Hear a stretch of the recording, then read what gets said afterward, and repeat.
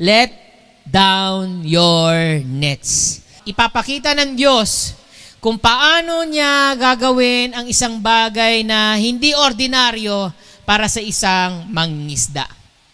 Okay? I've been teaching this all over again, itong kwento na ito, kasi alam ko, ito yung kwento kung saan ay merong supernatural na mangyayari sa buhay ng tao. Hindi ito isang beses na nangyari sa buhay ni Pedro, okay, kundi ito ay mangyayari din sa buhay mo. Because God, our God, is a God of yesterday, today, and forever. Amen po ba? Hindi nagbabago ang Diyos. Kung paano siya kina Abraham, kung paano siya kina Pedro, kina Pablo, ganun din ang ating Diyos ngayon. Okay, Luke chapter 5 verse 1 to 11. Now it happened that while the crowd was pressing around him, si Jesus to yung him dito, and listening to the word of God, he was standing by the lake of Gennesaret. And he saw two boats lying at the edge of the lake, but the fishermen had gotten out of them and were washing their nets. Verse 3, and he got into one of the boats, which was Simon's, and asked him to put out a little distance from the land. And he sat down and continued teaching the crowds from the boat. Verse 4, now when he had finished speaking, he said to Simon, sabay-sabay nating basahin, 1, 2, 3, put out into the deep water and let down your nets for a catch. Simon responded and said, Master, we work hard all night and caught nothing. But I will do as you say and let down the nets. And when they have done this, they caught a great quantity of fish, and their nets began to tear. So they signaled to their partners in the other boat to come and help them. And they came and filled both of the boats to the point that they were sinking. Verse 9, but when Simon Peter saw this, he fell down at Jesus' knees, saying, Go away from me, Lord, for I am a sinful man. For amazement had seized him and all his companions because of the catch of fish which they had taken. And likewise also were James and John, sons of Zebedee, who were partners with Simon. And Jesus said to Simon, do not fear, from now on you will be catching people. When they had brought their boats to land, they left everything and followed Jesus. He followed him. Amen? Pamilyar po ba kayo sa kwento na ito kung saan unang natagpuan ni Jesus si Pedro? Ang unang pangalan ni Pedro noon ay Simon. Sila ay nagtatrabaho, kakasama nila James at ni John because they were fishermen. Mga mangingisda itong mga taong ito. Mga ordinaryong tao, mga taong mga taong naghahanap buhay lamang para may makain araw-araw. Okay? Tayo po ay nakaka-relate kay Pedro. Tama po ba? Lahat po tayo, gusto nating magtrabaho, gusto natin may kakainin tayo sa araw-araw. So lahat po tayo kagaya ni Pedro, simpleng tao, ordinaryong tao, gusto lang magtrabaho, gustong kumita. Kaya lang sa kanilang pagtatrabaho, buong maghapon, sabi nga niya kay Jesus, we've worked hard all day. Nagtrabaho, nagpagod, nagpagal, pero we caught nothing. Nakaka-relate ba tayo kay Pedro na minsan ginawa natin ang lahat, pero yung lahat-lahat mo ay hindi sapat? Di ba? Sa English, I did my best, but my best wasn't good enough. Kanta, Kita nyo? Mapapakanta pa kayo. Yun po yun. Ginawa mo na yung lahat, sarili mo, lahat ng dunong mo, lakas mo, oras mo, resources mo, ibinuhos mo lahat, pero wala pa rin. At marami sa atin ganyan sa buhay natin, ganyan tayo, na para bang, Lord, nasaan na? Ano na ba ang mangyayari sa buhay ko? Sometimes we question God, sometimes we ask Him to the point na minsan parang ayaw na natin magtiwala sa Kanya. At lahat ay nagde-depend na lang tayo. Tayo ay dumedepende na lang sa sarili nating karunungan, sarili nating lakas, sarili nating oras na minsan kinakalimutan na natin ng Diyos. Pero dito, may gustong ipakita si Jesus kay Pedro. Amen? May gustong ipakita si Jesus kay Pedro. At ito yung una ko pong gustong makita ninyo sa buhay ni Pedro. The empty net experience. How many of us na ang lambat natin ay walang laman? Lambat natin, it speaks of our life. It speaks of something na ginagamit natin para tayo ay magtrabaho at kumita. Maaring ito yung negosyo mo, maaring ito yung trabaho mo, ito yung mga bagay na mahal mo sa buhay mo, na para bang minsan ay hindi ka mabubuhay kung wala yung mga ganitong bagay. Amen? Maaring ito yung ATM mo, maaring ito yung wallet mo, maaring ito yung pera mo, di ba? Kaya lang paminsan kapag ito ay wala, para ka na ring walang ganang mabuhay. Kaya alam mo, kapag ang tao may pera, tuwang-tuwa yan. Amen? Kaya tignan mo yung katabi mo, di ba? Oh, hindi natutuwa, no? Ano nga di ba? Iba kasi kapag may pera yan, nakangiti yan palagi. O, tignan mo ulit. Oh. Di ba? Pinipilit niya lang. Kahit wala yan, nakangiti ako. Kasi gusto niya ipakita may pera ako, hindi ko sabihin. Di ba? Kasi ganun ang tao eh. Di ba? Excited tayo. Lalong-lalo na naalala ko noon, nung ako'y nagtatrabaho. Pag yung may tinatawag kami, yung pecha de peligro, yung talagang pag malapit na yung sahod, mga 5 days na yon, talagang lahat mainit ang ulo. Yung deadline, nasa na, dito. Ganun yung mga tao, deadline. Pero kapag sinabi ng may sahod na, MSN, may code pa kami niyan eh. MSN, may sahod na. Minsan ako yung nagsisend ng gano'n sa chat, gano'n. MSN, may sahod na. Alam, magtatayuan na lahat yan. Pupunta sa locker, check yung mga cellphone nila, yung mga online account nila. Ganyan. Tapos tuwan-tuwa yan, nakangiti yan sila. Lahat kami nakangiti. Tapos pag lunchtime, magyayaya yan. Uy, kain tayo. Di ba? Diba, relate kayo? Ganun na ganun tayo pag may pera.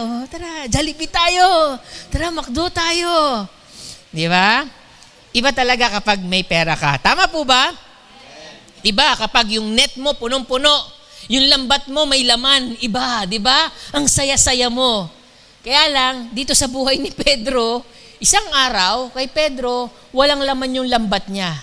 The net experience. At ano yung net experience ni Pedro? The empty net experience. At hindi lang nag-iisa si Pedro na siya lang ang nakakaranas nito. Pati rin tayo ay nakakaranas nito. Tama po ba?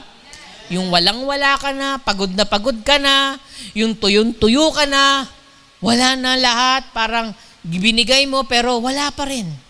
An empty net experience, it means that we are exhausted and frustrated, a ritual of accepting defeat for the day.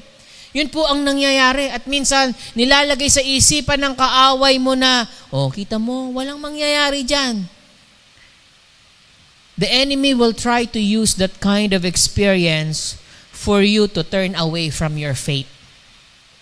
At sasabihin ng kaaway na, wag mo nang ituloy, wag ka na magtiwala sa Diyos kasi wala rin naman. Ito po ay isang kasinungalingan na nanggagaling sa kaaway. Kaya ingatan po natin kapag tayo ay napunta dito sa karanasan na ito kung saan tayo ay walang-wala. Have you ever worked incredibly hard at something and still ended up with absolutely nothing? Diba nakaranas po ba tayo? Talagang ibinigay mo, dugot pawis mo. Pero in reality, minsan tayo ay nagpagal, nagtrabaho,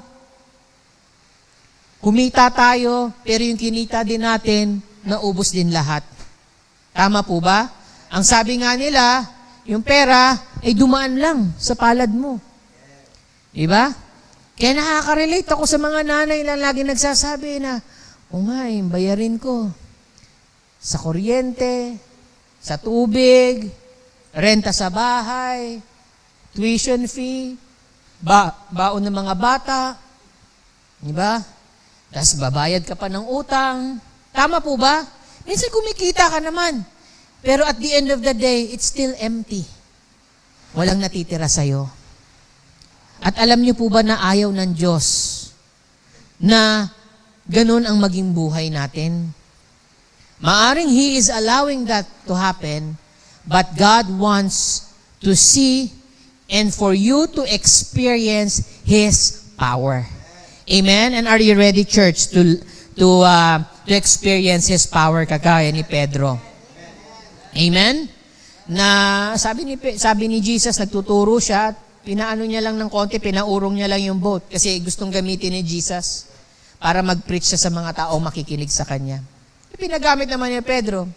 Kaya lang sabi ni Jesus sa kanya, sige, alisin mo tong boat na to dito sa Pampang, lumayo ka ng konti doon, di ba? Launch into the deep, sabi sa ibang version, or put out, di ba? Doon sa malayo at ibaba mo yung net. And sino ba si Peter? He's a fisherman.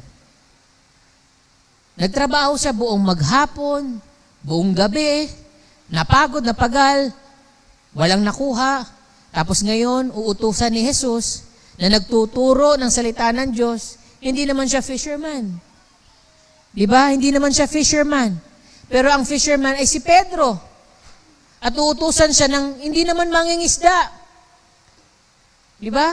Hindi naman siya mangingisda yung nag-utos sa kanya, pero inuutusan siya, pumunta ka doon, pumalaot ka, ulit, dumistansya ka doon, at ibaba mo yung net mo. Kung ako si Pedro, sabihin ka, alam ko na to eh, wala pong buong maghapon na ako. Which is, ganun yung sinabi niya. He is an expert. Diba? Minsan yung mga trabaho natin, yung mga bagay na alam natin. Kaya minsan, kaya natin magrason sa Diyos. Kasi alam natin yung ginagawa natin. Maaring ganun din si Pedro. Alam niya yung kanyang ginagawa. He is an expert fisherman. Hindi siya baguhan. Matagal niya nang ginagawa to. Alam niya kung meron at alam niya kung wala. Pero dahil sinabi ni Jesus, nakinig siya, siguro napakinggan niya isa sa mga tinuturo ni Jesus doon, sumunod siya. Yun ang mahirap Bihira lang ang mga taong marunong sa kanilang ginagawa, sa kanilang trabaho, sa buhay nila, tas uutusan ka ng hindi marunong doon. Pero merong kapangyarihan ang salita ni Jesus. Sumunod siya, sige, sabi mo, susunod ako. Hindi siya sumunod na may pagdadabog. Sumunod siya kasi alam niya na wala naman mawawala kasi wala na nga akong napala buong araw. Wala na nga ako napala. Anong mawawala sa akin kung susunod ako kay Jesus? Amen? At nung sumunod siya kay Jesus, binaba niya yung lambat niya, nagulat sila, napuno yung lambat niya ng mga isda, to the point, ang sabi ng binasa natin kanina, na halos mawawasak na yung lambat niya sa dami at sa puno ng isda sa loob ng lambat. Amen? Imagine that is happening to you because you obeyed the command of God. Imagine mo yung net mo, yung lambat mo sa buhay mo, trabaho mo, yung wallet mo, yung negosyo mo. What if maraming pagpapala ang ilalagay ng Diyos sa lambat mo? Amen? Are you excited, church? That God is going to overflow if i-fill up niya yung lambat mo. Madami siyang ilalagay dyan sa buhay mo para ramihin niya to the point na mawawasak na yung lambat mo at kailangan mo ng bago. Amen? Imagine that. Ganun ang nangyari kina Pedro. Na humingi siya ng tulong-tulong, humingi sa mga partners niya, mga fishermen, tulungan niyo ako sa sobrang dami. Mawawasak na tong lambat, kailangan ko ng katulong na magbubuhat nito. Amen. Sa tingin niyo, anong ginawa nila sa isda? Sa sobrang dami. Kapag marami ang nilagay ng Diyos sa kamay mo at hindi mo na kaya, anong gagawin mo? Parang di nyo alam Pag marami na, yes, may narinig ako, ano yung share? You're gonna be a blessing to everyone around you. The reason why God wants to bless you so much, yung net mo halos na puno, hindi mo kayang kainin yun mag-isa. Kahit sa pamilya mo, sobra-sobra yun, you're gonna share it to everyone. Kaya nagulat si Pedro sa nangyari dahil alam niya na Diyos lang ang makagagawa nun. Sa araw kung saan walang-wala at siya ay nagtrabaho ng buong magdamag at walang napala, pero nung sumunod siya kay Jesus, napuno yung kanyang lambat. At siya ay napaluhod kay Jesus at sinabi niya, ang tingin niya kay Jesus kasi teacher nagtuturo, guro. Yun ang turo niya. Yun ang kanyang pananaw ni Pedro, guro. Pero dahil sa nangyari, nag-iba ang tawag niya kay Jesus. Ano ang tawag niya? Lord. Naging Panginoon, boss. Diba? Ibig sabihin ng Lord, Panginoon mo siya. Kumbaga siya yung masusunod mo. Ginawa niya si Jesus na Lord niya. Ano ibig sabihin nun? Mula ngayon, ang buhay na ito para sa iyo na. Na dating siya lang, si Pedro, hindi, ito yung alam ko, ito. Ngayon, tinawag niya si Jesus na Lord, Panginoon. Amen? Ganun ang nangyayari. Mas lumalalim na ang relasyon mo kay Jesus dahil na-encounter mo siya. Amen? Amen? Hallelujah. And isa sa katotohanan na minsan, bakit inaalaw ng Lord ang mga bagay na ito ng empty net experience, kagaya ni Pedro, God allows our nets to be empty, to prepare us to listen to Him. Sa tingin niyo po ba makikinig si Pedro kung sung araw ng yon may laman ng kanyang lambat? Makikinig siya kaya kay Jesus? Amen? Kaya, huwag niyo i-discount yung karanasan ninyo na wala ako, nang wala ako. At minsan, tayo, imbis na hanapin natin si Jesus, hinahanap natin yung Bombay. Wala kasi ako Andiyan na ba yung Bombay? Di ba? No. When God allows a certain situation na hindi maganda, He is preparing you to listen to Him. Kasi ganun ang ginawa ni Pedro. Ganun ang nangyari kay Pedro. Nung walang-wala siya, doon pala kumikilos ang Panginoon. Kaya kailangan maging sensitive ka, kapatid.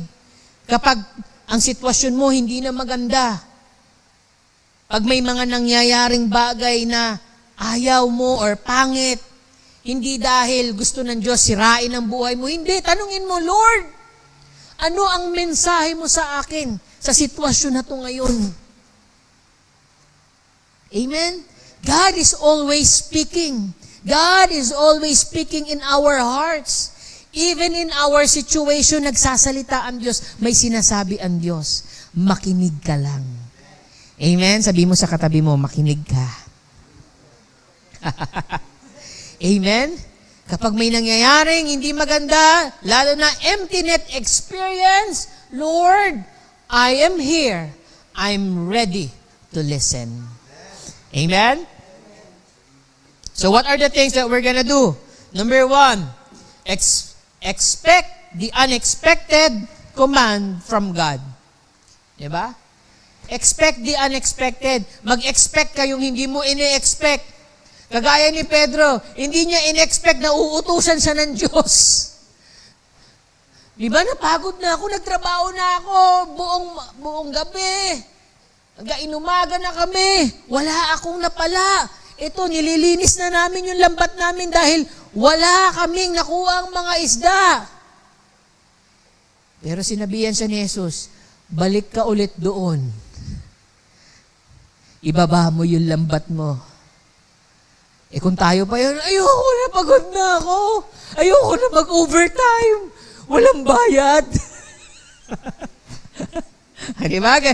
Ganun tayo. Pag sa opisina, sa trabaho, uy, overtime, ayoko, gusto ko na umuwi. Di ba? Kapag may pinapagawa ang Lord, minsan pagod ka na, pero sinasabi, isa pa, manalangin ka pa. Sige pa, aralin mo pa. Sige pa, abutin mo yung taong yan. Sige na, tulungan mo yan, bigyan mo. Wala na nga ako, tutulungan ko pa. Di ba? Expect the unexpected command. Merong ipagagawa ang Diyos na hindi mo ini-expect. Amen? Kasi may mga bagay na dahil pagod na tayo, we're exhausted, we're even frustrated sa nangyari. But God wants you to do His command. Kasi kapag ginawa mo, doon lang, tinitignan kasi ng Diyos ang puso mo. Kung totoong nakikinig ka ba talaga. Ganun po yung pananampalataya, madaling magsabi, yes, may pananampalataya ako, naniniwala ako may Diyos. Ang tanong, handa ka bang sumunod sa mapakikinggan mong salita niya? Amen? Kailangan handa ka. Amen? So sabi mo sa katabi mo, get ready. 2 Corinthians chapter 5 verse 7, sabi doon, for we walk by faith and not by sight. Tayo pong mananampalataya, tayo po ay dapat lumalakad sa pananampalataya by faith and not by sight. Yan po ang opposite ng faith, sight. Kasi yung faith, mga bagay na hindi mo nakikita. At ang kalaban ng pananampalataya, yung mga bagay na nakikita mo na madalas, yan ang humihila sa iyo pababa at nagdi-discourage na magtiwala sa Diyos. Isipin nyo kung si Pedro, nakikita niya yung sitwasyon niya, walang-wala siya. Yun yung kanyang sitwasyon at nakikita niya at nararamdaman niya yung kawalan. Di ba? Pero meron siyang kalakasan para manampalataya ulit na sumunod sa Diyos. Amen? Kapatid, wag mong hahayaan ang sitwasyon mo na nakikita mo at nafe-feel mo, nararanasan mo, ang mag-discourage sa'yo para hindi ka sumunod sa salita ng Diyos. Di ba? Kahit minsan talagang walang-wala ka na, di ba? Talagang pupunta ka pa rin sa church. Diba, hindi kailangan ko kasi magsaserve ako. Kailangan ko pumunta dito kahit ganito ang nangyayari sa sitwasyon ko, kailangan ko pa rin pumunta sa church. Amen, hindi tayo mapapagod sa Panginoon. Amen po ba? Kaya kailangan nandito ka, kailangan nandito ako. Kasi ako yung pastor, ako yung magpipreach. Diba? Kailangan hindi mapagod. Bakit? Kasi kailangan tayo ng Lord. Walang ibang gagawa nun kundi ikaw. Ikaw yung tinatawag ng Diyos. Amen? Tinatawag ka ng Diyos. Kung ikaw ay naglilingkod dito, ikaw ay nandito, sa discipleship natin, sa Bible study natin, tuloy lang kapatid, huwag ka mapagod. Amen? Kasi meron at meron mangyayari. Akala mo lang wala. Pero meron. Yan, diyan kayo magaling. Talaga kayo ay pinalaki ng mga drama sa buhay. Hebrews 11 verse 1, now faith is the certainty of things hoped for. Yung pananampalataya, hindi yan yung, sige, kung bigyan ako ng Lord, edi bigyan. Hindi po. May kasiguraduhan. Kasi yun ang pangako ng Diyos. Kung ang pangako ng Diyos, ikaw ay paaangatin, ikaw ay pasasaganahin, sigurado yun. Kaya yung pagtitiwala natin, ilagay natin doon. Amen? A proof of things not seen. Hindi mo pa nararanasan, hindi mo pa nakikita, pero naniniwala ka, nagtitiwala ka, at ang gagawa nun ay ang Diyos para sa'yo. Kaya kailangan yung buhay natin umakma at umayon doon sa pinananampalatayaan natin. Kaya kung ang Diyos, ang pangako sa'yo ng Diyos, ikaw ay pasaganahin, ikaw ay pagalingin, ikaw ay palayain, dapat ang isip mo, ang bibig mo, yung ginagawa mo, dapat papunta doon. Pangako ng Diyos sa'yo, pasaganahin, tapos lagi mo sinasabi, wala akong pera eh. Wala akong magawa eh. Hindi akma yung ugali at saka yung sinasabi mo doon sa pinanampalatayaan mo. Kailangan lumakad ka. Di ba, maring wala pa ngayon, pero darating yun. Amen? Dapat ang isipan natin laging nandoon, nakatuon sa pangako ng Diyos. Amen po ba? Faith is obeying when God's instructions don't match your experience or logic. Kagaya ni Pedro, yung pananampalataya niya, expert siya na mangingisda.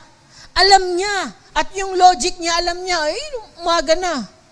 Wala nang mga isda dyan, yung mga isda nandoon na.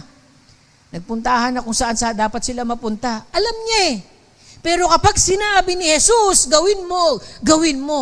Kasi doon mo makikita yung milagro. Amen? Doon mo makikita yung kanyang kapangyarihan. Amen po ba? Kaya nga si Noah noon, pinagawa ng ark, ng barko. Hindi nga niya alam kung ano itsura ng barko noon kasi yun yung kauna-unahang barko na nabuo. At sabi ng Diyos, ito ay magkakaroon ng talagang matinding baha. Wala pang baha noon. Wala ring flood control noon.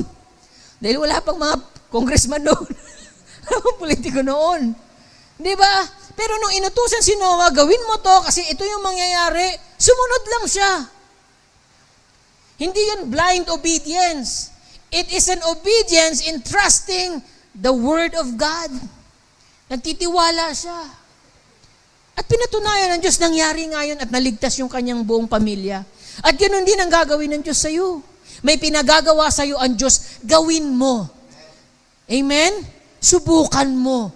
Huwag kang sumuko agad. Huwag yung, ayoko na. Subukan mo lang, kapatid. Amen? Subukan mo. Kagaya ni Pedro, sige. Dahil sabi mo, Lord, gagawin ko. Subukan ko. Amen? Sabi mo sa katabi mo, subukan mo. Yung iba naman, parang may pagbabanta. Sige, subukan mo. O gano'n na? Parang may pagbabanta eh.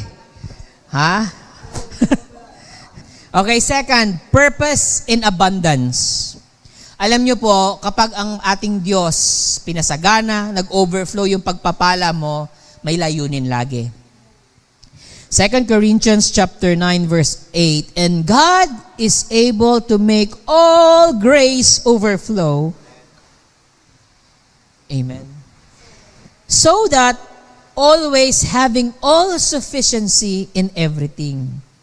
Bakit daw gusto ng Diyos na ikaw yung mabiyayaan Kanya ng lubos-lubos? So that always, ano yung always sa Tagalog? Palagi, having all sufficiency in everything. Palaging may kasapatan sa lahat ng bagay. Sapat yung kakainin mo, sapat yung mga bayarin mo, anuman yung mga responsibilidad mo, mga obligasyon mo sa buhay na kailangan mo ng biyaya, lahat yan ay sasapat sa Diyos. Amen? Yun ang pinupunan ng Diyos. Hindi lang sa pamilya mo, kundi even in the ministry. Kasi ministry to ni Lord. Lord, kailangan namin, sa Bible study namin, kailangan namin ng ganitong budget, Lord. Ibibigay ng Lord doon, ibubuhos ng Lord kasi alam niya, kailangan nyo. Alam ng Lord na kailangan natin. Kaya itong mga bagay na ito, na nabuo natin itong church building natin, alam ng Diyos ibinigay. Naging sapat ang Diyos sa atin. Ito ay patunay, nakikita na natin noon. Kaya nga yung mga leaders ko, lagi kong pinapunta, and even yung kayo, di ba, kung naalala nyo, nanalangin tayo dito, di ba, wala pang bubong nito, nagaganyan tayo, nilay hands pa natin, Lord, ganyan, Lord, kailangan namin ng bubong, kailangan namin ng mga kahoy, kailangan namin ng bakal. Lord, ikaw ang magpo-provide. Amen, nananampalataya tayo noon, wala pa tong mga to. Pero ngayon, nandito na. Amen po ba? God is always acting. Siya ay kumikilos sa mga taong nananampalataya. Amen po ba? Kasi kung hindi ka mananampalataya, paano kikilos ang Diyos? Wala kang pinagpipray. Wala kang pinagkakatiwalaan sa Kanya. Wala kang sinasambit. Kaya kailangan lagi tayo nananalangin, Lord, ano bang kailangan mo? Paano ka bibigyan ng Lord? Kung hindi ka sumusulat ng request sa Kanya, hindi ka nananalangin. Kaya kailangan tayo po ay patuloy na lumapit sa Diyos. When Jesus is involved in our daily lives, He brings abundance, not just in resources, but in purpose. Kasi sabi doon, always having all sufficiency in everything. Bakit? You may have an abundance for every good deed. Para sa lahat ng mga magaganda at mabubuting gagawin mo, laging may kasapatan at hindi ka magkukulang. Di ba? Mabuting alagaan ng asawa, mabuting alagaan ng ating mga anak, kaya yung mga pangangailangan, tutugunin ng Diyos. Mabuti yung paglilingkod mo, yung ginagawa mo dito sa iglesia, tutugunan yan ng Diyos. Kaya wag kang mapagod na magtiwala sa Diyos because God is always answering our needs. Hindi napapagod ang Diyos na sagutin niya yung pangangailangan mo. Amen? Kaya kailangan lagi kang ready, kapatid. Amen? Lagi kang ready. Kasi kapag nagpapala ang Diyos, hindi sa timing natin it's in His time. Amen po ba? And then, the next thing is, encountering Jesus changes everything. Encounter natin kay Jesus, hindi lamang, na-born again ako, yun na, nabago na yung buhay ko. Ano nang next? Di ba? Kailangan araw-araw, sinisik natin. Dapat palagi tayo ay lumalapit sa Diyos. Palagi nating hinahanap yung presensya niya. Hindi mo sisimulan ang araw mo na hindi ka nananalangin at hindi ka humihingi sa Kanya na, Lord, samahan mo ako. Saan ako magpunta ngayon? Lord, ihahatid ko yung mga anak ko. Kailangan namin ng presensya mo. Lord, papasok ako sa trabaho ko. Kailangan ko yung presensya mo. Lord, uuwi na ako galing sa trabaho ko. Kailangan ko yung presensya mo. Kailangan ko yung pag-iingat mo. It's all about Him. When you always ask, Lord, I want to encounter you. Encounter, Lord. Kahit sa trabaho, Lord, kung kailangan ma-encounter kita, gawin mo. Sa kwarto ko, Lord, ma-encounter kita, gawin mo, Lord. Dahil gusto kitang maranasan, kagaya ng naranasan nila Pedro. Noong na-encounter niya si Jesus, that time, nabago ang buhay ni Pedro. Dati siyang mangingisda ng isda, ngayon mangingisda na siya ng tao. Nabago, lumalim, nagkaroon ng meaning ang kanyang buhay. 2 Corinthians 5:17, therefore, if anyone is in Christ, this person is a new creation. Bago ka na, kapatid kasi si Kristo nasa buhay mo. Amen? Kapag si Kristo nasa buhay mo, bago ka na. Amen? Hindi na ikaw yung dating magagalitin, hindi na ikaw yung dating matampuhin. Siguro meron, pero konti na lang. O, di ba? At least magbabago. Di ba? Hindi na ikaw yung dating nagdadabog. Di ba? Ikaw na yung sumusunod na agad. Hindi na ikaw yung laging nagsasabi ng wait lang. Sige. Di ba? Imbis na wait lang, sige po. Sunod agad. Di ba? Bago ka na di ba? Kaya kailangan the old things passed away. Wala na yun. Yung luma, behold, new things have come. Maraming mga bagong bagay ang lalapit sa buhay mo. Amen? Maraming bago. Hindi lang bagong damit, bagong sapatos, bagong cellphone. Di ba? Mas maganda yung mga bagong spiritual na bagay at pagpapala na darating sa buhay mo. Amen? The presence of God is enough. Presensya pa lang ng Panginoon, sapat na When God is all you have everything. Lahat meron ka.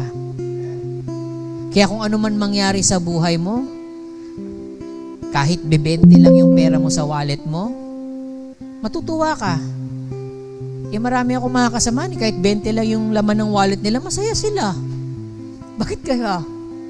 Kasi meron silang Diyos Alam nilang hindi sila pababayaan. Ganun ang may Kristo sa buhay. Ganun ang may Diyos sa buhay. Hindi sila nangangamba, hindi nila nilalagay ang buhay nila sa pera, sa sitwasyon. Yung nagdidikta, hindi yun ang nagdidikta ng buhay nila. Ang nagdidikta is, alam kong may Diyos ako at hindi ako pababayaan ng Diyos kong buhay. Amen? And that's why we need to live for a higher purpose. Kagaya ni Pedro. In Luke chapter 5 verse 10, kanina sa binasa natin, and Jesus said to Simon, do not fear, from now on, you will be catching people. Si Pedro no, wala mong pakialam sa mga tao. Basta ginagawa ko lang, mabuhay lang ako, may makuha lang akong isda, may maibenta, may kakainin sa araw-araw, okay na yun. Ganun ang buhay ni Pedro. Maaaring ganun din ang buhay mo. Kagaya ni Pedro, he's just like an ordinary man, just like you and me. Pero nung na-encounter niya si Jesus, nagbago ang layunin ng buhay niya. Mas tumaas, mas lumalim. Sabi ni Jesus sa kanya, huwag kang matakot. From now on, you will be catching people. Huwag kang matakot, kapatid, sa mga bagong bagay. Nakakatakot kasi minsan yun eh. Nakakalula, nakaka-overwhelm. Hindi ko alam anong gagawin ko. Isipin mo, ang alam niya, mangisda ng mga isda. Tapos ngayon, ang gagawin, ang paggagawin sa kanya ng Lord, mangisda ng mga tao. Hindi naman niya ginagawa yun. First time niya yun. Hindi niya alam kung paano. Kaya ang sabi ng Lord, do not fear. Amen? Sabi mo sa katabi mo, do not fear. Yan, huwag ka matakot. Kasi mula ngayon, ang buhay mo, hindi ka na mag-isa. Hindi mo na mag-isang gagawin ang buhay mo. Kasama mo si Jesus. Kasama mo ang Diyos. At magagawa mo yung pinagagawa niya na akala mong hindi mo kaya. Amen? Hindi kaya ni Pedro. Siguro, hindi niya alam kung paano mag-alaga ng tao. Hindi niya alam kung paano invite ng tao. Anong gagawin? Pero kung babasahin niyo yung New Testament, napakakulay ng buhay ni Pedro. Hindi siya perpekto. Ang dami niyang mga bagay na imperfect. Minsan naiinis din si Jesus sa kanila. Hindi perpekto. Pero pinagamit niya yung buhay niya. Sinorender niya. At doon nakita niya yung mga bagay na hindi niya kayang gawin, nagagawa niya dahil sa biyaya ng Diyos. Ganon din ang mangyayari sa mga buhay natin, kapatid. Amen? Maaring ikaw ay ordinaryong estudyante. Estudyante lang ako, pastor eh. Di ba? Pero sabi ni Lord, do not fear. From now on, you will be catching people. Minsan, kinakatch mo lang mga assignment, mga homework, doon lang yung umiikot yung buhay mo.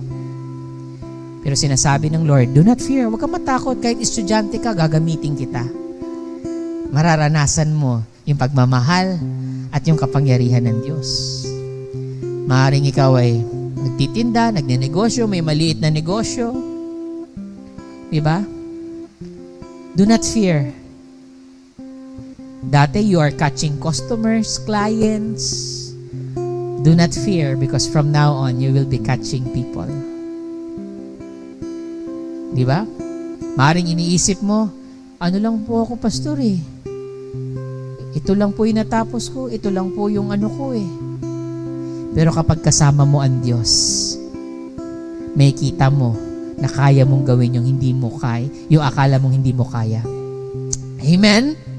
Amen? Huwag kang matakot, kapatid, kasama mo buhay na Diyos. Kasama mo yung Diyos na gumawa ng mundong ito. Ano kinatatakot mo? Amen? O akala mo ikaw, nagtatrabaho ka lang, dito trabaho, pasok sa opisina, labas sa opisina, ganun. From now on, you will be catching people. Amen? You will be catching people.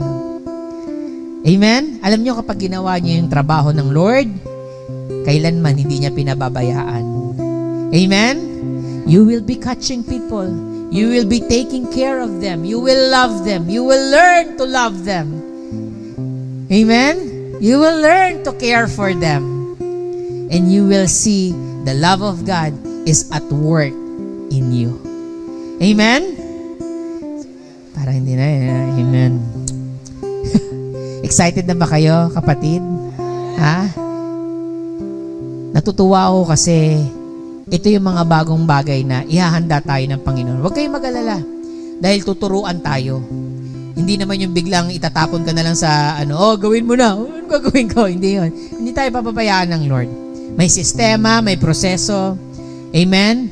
Hinahanda ko kayo kasi maraming mga taong pupunta dito sa church natin. Do not fear because from now on, you will be catching people. Amen? Are your hands ready to catch people? Are your hands ready to care for them? To love them? Mahalin natin. Kasi tayo nga, minahal ng Diyos tinanggap ng Diyos. Ano pa kaya itong mga taong nasa paligid natin? Amen?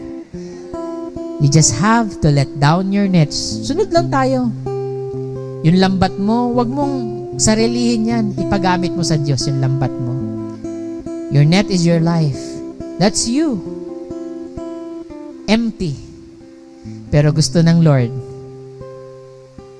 mag-umapaw yung net mo. Umapaw yung lambat mo. Jesus takes your ordinary life. Fishing. Maaring studying. Maaring working. Maaring doing business. He will redeem it for higher purpose.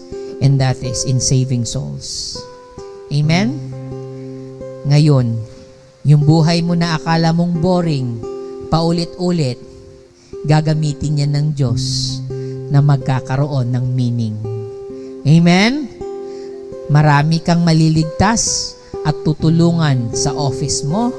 Marami kang maililigtas at matutulungan sa eskwelahan mo, sa mga kapitbahay mo, saan mang lugar na kilala ka ng mga tao, maliligtas sila, tutulungan mo sila, at higit sa lahat, mararanasan nila ang pag-ibig ng Diyos dahil sa buhay mo.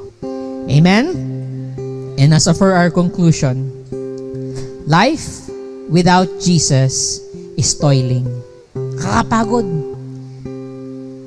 Kapag wala si Jesus, nakakapagod. But life with Him is fruitfulness. Ang buhay na palaging kasama mo si Jesus, mabunga. Amen? Mabunga. At kapag mabunga yan, nakangiti yan. Kasi maraming bunga. Tingnan mo nga yung katabi mo. Nakangiti na ba? Handa na magbunga yan. Amen? Nagiging mabunga. Okay? Hindi bungal ha, bunga. Sabi ko. Ha? Bunga. Mabunga. Okay? Hindi mabunga nga, ha? Pastor, ang ingay mabunga nga. Imbis na bunga lang Diba? Hindi, Life with Jesus is fruitfulness. And obedience to God is the key to your breakthroughs. Amen? And the last one is, Jesus cares about your daily needs. Alam niya yan. Kapag ginawa mo yung mga bagay para sa Diyos, alam niya rin yung mga kailangan mo sa araw-araw, yung mga bayarin mo. Unahin mo lang ang Diyos. But He cares more about your eternal purpose, catching people. Yun ang laging iniisip ng Diyos Anak, pagpapalain kita kasi gusto ko kaya mong abutin yung mga taong pagpapalain mo. Dahil sobra-sobra yung pagpapala ng Diyos sa buhay mo. Nag-uumapaw yung net mo na halos masira at hihingi ka ng tulong sa pamilya mo, sa kasamahan mo para makatch mo lahat ng pagpapala at ibahagi sa mga taong nasa paligid mo. Amen ba, church? Are you excited to catch people? Parang hindi kayo excited, Parang niisip nyo kasi yung mga kaaway nyo, Diba? Isipin ninyo yung mga tao na kailangan nila si Lord. Amen? Kailangan nila si Lord. Ikaw nga, nakilala mo na si Lord, pinapaganda niya yung buhay mo. Now, it's time for them na pagandahin naman yung buhay nila. Amen? Di mo alam na sila umiiyak gabi-gabi.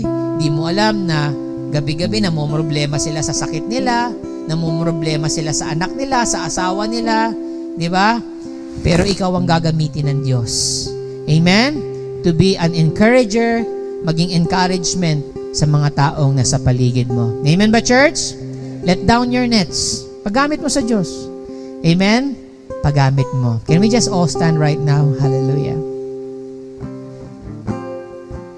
Life without Jesus is toiling, and life with Him is fruitfulness.